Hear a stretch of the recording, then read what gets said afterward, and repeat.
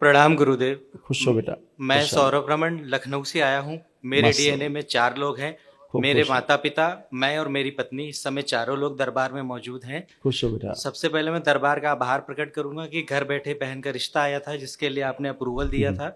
बहुत अच्छी शादी हुई, बहुत अच्छे लोग हैं और काफ़ी खूब सहयोग प्रसन्न करते रहो हैं। बेटा। भोलेनाथ, माँ खूब खुश कामाख्या, रहो। गुरु माता भोले बाबा और आपके लिए वस्त्र हैं, कृपा करके स्वीकार धन्यवाद करें। बेटा, बहुत धन्यवाद आपको। और ये बधाई भी हो आपको। थैंक यू गुरुजी। खुश हो बेटा। और ये छोटी सी धनराशि ये भंडारे के लिए, कृपा इसे स्वीकार करें कि बड़ी कृपा होगी। खुश हो बेटा। अच्छा बताओ। गुरुदेव, लास्ट टाइम हम आए थे तो हमने आपको बताया था कि हमारे ये दोबारा था, मेरी पत्नी का मिसकैरेज हो गया था। तो आपने आदेश दिया था दोनों पति पत्नी सर और नाभि पे 6 महीने लेपन कीजिएगा, फिर आके हमसे मिलिएगा। जब तक हम ना कहें तब तक आगे प्रयास ना कीजिएगा। तो हमने 6 महीने लेपन किया है, अब यही आए हैं। तो गुरुजी बुलाओ। आप देख के बताएं। बुलाई वाइफ को। आइए।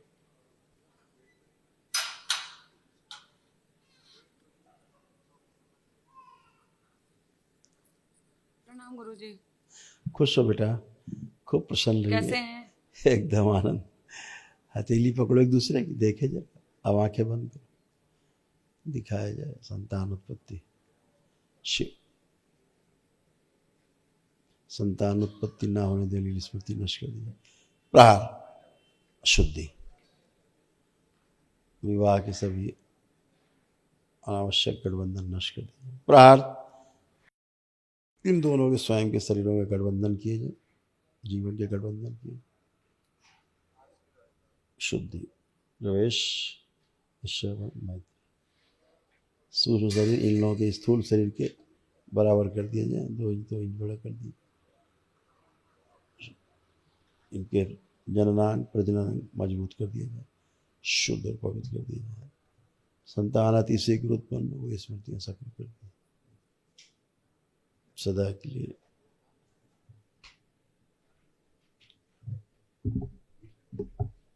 जो अंडाशय में सिकुड़न थी वो सिकुड़न नष्ट की जाए और संतान से वंचित रखने का जो श्राप सदा के लिए, श्राप से मुक्ति दी जाए।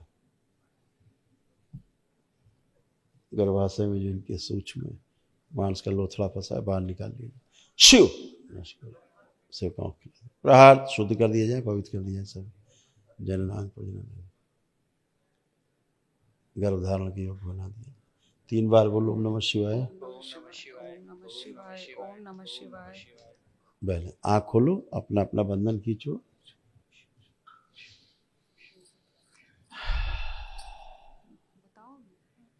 बढ़िया है, आगे बढ़िए। जी गुरु। गुरुजी, वो दिमाग में चलता रहता है कि फिर से उसको कंसीव करने में वही सब चीजें याद अब आती देखो आ रहा है जैसा दिमाग में, सोचिए सोचिए, कुछ नेगेटिव आ रहा है? नहीं, अभी तो नहीं आ रहा है। गर्भ, अब तो गर्भाशय में हल्का सा इन्फेक्शन है केवल अभी। थोड़ा सा है, वो भी चला भी जाएगा। यूरिन का भी बार बार होता रहता है, इसीलिए वो उसी से जाता है। अगर अभी 1 माह और कर लोगे लेपन आप, तो और केवल नाभि पे डेली, दोनों लोग। नहीं केवल तुम। अच्छा तो गुरुजी, फिर उसके बाद हम प्लानिंग कर सकते हाँ हैं? यस। तो फिर उसके बाद हम आपसे मिलने नहीं, फिर तो बस खुशखबरी लेके आना। वही पूछना कि 3 महीने बाद फिर आपसे आके हाँ, मिल लेंगे। हाँ, ये ठीक है। डीएनए जो क्या कराते हैं। बिल्कुल बिल्कुल। और गुरुजी, एक बात और कहनी है, वो थोड़ा जाप में मन कम लगता है, करते तो हैं लेकिन कभी कभी आप कुछ कर गलत हो पाओगे। जाता है। और आप कर पाओगे। गुरुजी, दशांश भी देख लीजिएगा। सक्रिय। और एक एक्सपीरियंस शेयर करना है। हमने बाबा जी से कहा था कि इनको तो होता रहता था, मुझे नहीं होता था, अनुभव नहीं होता था।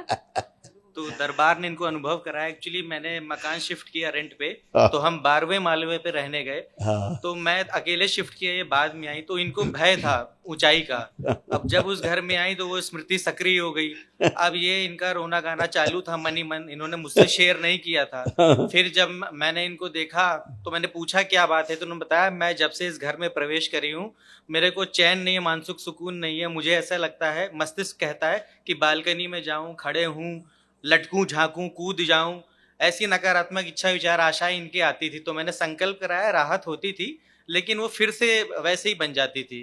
तो दरबार की प्रेरणा से मुझे हुआ कि शायद इनका कोई शरीर है जो कि बहुत ज़्यादा थर्रा रहा है, कंपित है।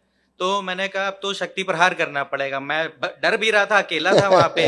तो मैंने माँ बाबा से अनुमति ली। मैं अभी तंत्र दीक्षा के लेवल 1 में था। तो मैंने माँ बाबा से अनुमति ली और सारे कष्ट बताए, तो तुरंत ये सक्रिय हुआ, मुझे ऐसा आभास हुआ। मैंने उनको कहा कि तुम बेड में लेटो। मैंने फिर इनके मत्थे पे हाथ रखा, 3 बार ओम नमः शिवाय बोला, तो इनको एक हल्का सा झटका आया। दरबार और यही उसी दिन कहता से है, राहत एकदम खत्म हो, गंदी स्मृति दरबार जो यही कहता है जो तंत्र दीक्षित हैं, हाँ उनको ये शक्ति प्राप्त रहती है कि परिवार के किसी सदस्य में कोई गलत स्मृति आए, नकारात्मक आए, रोग कष्ट आए, मस्तक पे हाथ रख के बस बोल सकते हैं, मतलब प्रार्थना कर सकते हैं, हाथ हटा सकते हैं।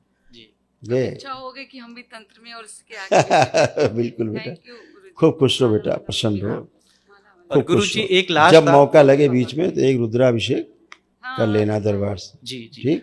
और गुरुजी एक लास्ट था, मेरी माँ के जप में बहुत विघन आ रहा है। पहले जिस डायरी में लिखती थी वो खो गई, अभी जप की माला खो गई और मंत्र खो गया इनका। वो खराब स्मृतियाँ रहती हैं, कुछ नहीं है।